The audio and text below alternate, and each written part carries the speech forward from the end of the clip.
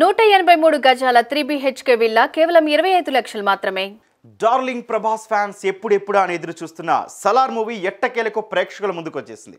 KGF 2 లాంటి block buster తర్వాత ప్రశాంత్ నీల్ దర్శకత్వం వహించిన చిత్రం కావడం, పాన్ ఇండియా స్టార్ ప్రభాస్ చాలా కాలం తర్వాత మళ్ళీ మాస్ లుక్లో కనిపించడంతో సలార్పై మొదటి నుంచే భారీ అంచనాలు ఏర్పడ్డాయి. అయితే ఇటీవల విడుదలైన 2 ట్రైలర్లు, పాటలు సినిమాపై మరింత హైప్ క్రియేట్ చేశాయి. ఈ సినిమా ఎప్పుడెప్పుడు రిలీజ్ అవుతుందని ప్రభాస్ ఫ్యాన్స్తో పాటు యావత్ సినీ ప్రపంచం ఆసక్తిగా ఎదురు చూసేలా చేసింది.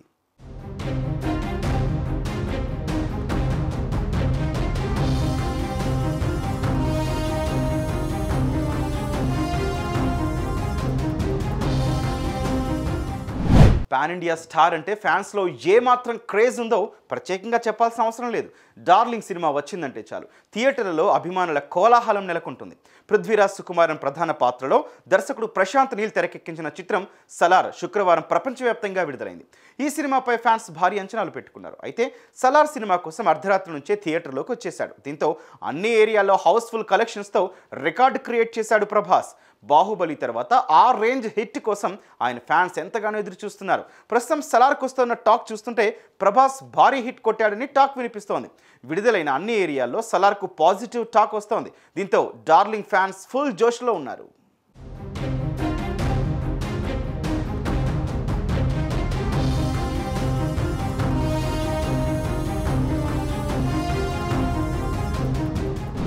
ఇక సినిమా కథ విషయానికి వద్దాం. ఖాన్సార్ అనే సామ్రాజ్యానికి కర్త రాజ్యం అన్నారు. ఆ రాజ్యంలో ఒక్కొక్క ప్రాంతానికి ఒక్కొక్కరు దొరగా వ్యవహరిస్తుంటారు. కర్త కుర్చీ కోసం కుతంత్రాలు మొదలవుతాయి. నేనుండగా నా కొడుకు వరద రాజమన్నారని దొరగా చూడాలనేది తన కోరికగా చెబుతాడు రాజమన్నారు. కొన్నాళ్ళు ఆయన తన సామ్రాజ్యాన్ని వదిలి తిరిగొచ్చేలోపు ఖాన్సార్ కథ మొత్తం మారిపోతుంది. కుర్చీ కుతంత్రాలు పతాక స్థాయికి చేరుకొని వరద రాజమన్నార్ని అంతం చేయడం వరకు వెళ్తుంది. అందుకోసం మిగతా దొరలంతా తమ సొంత సైన్యాన్ని సిద్ధం చేసుకుంటారు. వరద తన సైన్యంగా చిన్ననాటి స్నేహితుడు దేవాని పిలుస్తాడు. ఆ ఒక్కడు అంతమంది సైన్యాన్ని ఎలా ఎదిరించాడు? తన ప్రాణ స్నేహితుడు వరద కోసం దేవా ఏం చేశాడు? అతనికి సలార్ అనే పేరు ఎలా వచ్చింది? 25 ఏళ్ల పాటు ఊళ్ళు మారుస్తూ తల్లితో కలిసి ఒడిశాలో ఓ మారుమూల పల్లెలో తలదాచుకోవాల్సిన పరిస్థితి ఎందుకు వచ్చింది? అసలు వీళ్ళ జీవితంలోకి ఆద్య ఎలా వచ్చింది అనే విషయాలు తెలియాలంటే మూవీ చూడాల్సిందే.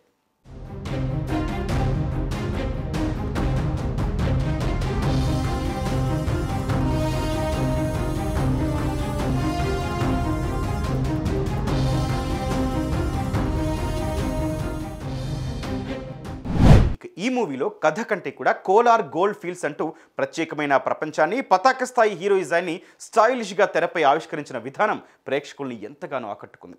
ఈసారి కూడా అదే తరహాలో ఖాన్సార్ పేరుతో ఓ కల్పిత ప్రపంచాన్ని సృష్టించి దాని చుట్టూ కథనల్లారు.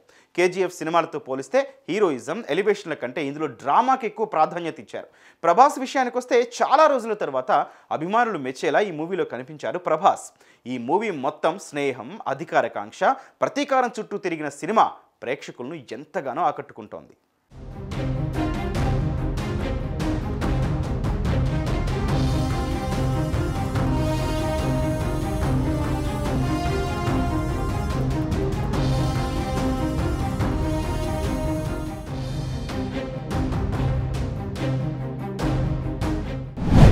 చిన్ననాటి స్నేహాన్ని చూపిస్తూ కథని మొదలుపెట్టిన దర్శకుడు ఇదే కథని 1000 ఏళ్ల కిందట చరిత్రతో ముడిపెడుతూ మరింత ఆసక్తికరంగా చూపించాడు. ఫస్ట్ హాఫ్, సెకండ్ హాఫ్లోనూ చాలాసేపటి వరకు హీరోయిజం ఎక్కడా కనిపించదు. ఇక ఒక్కసారి చేతికి కత్తి అందాక వెనుతిరిగి చూడడు ప్రభాస్. ఒక్కసారిగా హీరోయిజం టాప్ గేర్లోకి వెళ్ళిన అనుభూతి కలుగుతుంది. కాటమ్మ తల్లికి బలిచ్చే సందర్భంగా వచ్చే పోరాట ఘట్టం ఈ మూవీకే హైలైట్ అని చెప్పొచ్చు. అయితే కుటుంబ పాత్రల మధ్య వరుసలు కొంచెం గజిబిజి అనిపిస్తాయి, కానీ అసలు కథ అక్కడే రక్తి కట్టిస్తుంది. అయితే ప్రభాస్ అసలు పాత్ర అక్కడ పరిచయం కావడంతో సలార్ 2 పై మరింత ఆసక్తిని రేకెత్తించింది.